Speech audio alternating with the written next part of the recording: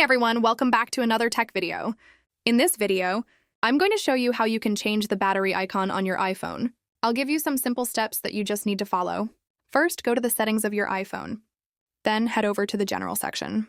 Inside General, tap on Software Update and make sure that your iPhone, or even your iPad, is running the latest iOS version. Once updated, go back and now open the Accessibility option in Settings. Scroll down and tap on Display and Text Size. It should be the third option. Inside there, scroll down again until you find the option called Smart Invert. This feature reverses the colors of your display. Just turn it on. Now go back again and this time open the battery section. Here, simply turn on low power mode. Once you do that, you'll notice that the battery icon has changed. And that's it. That's how you can change the battery icon on your iPhone or iPad. If you found this helpful, make sure to like the video and subscribe to the channel for more tech tips.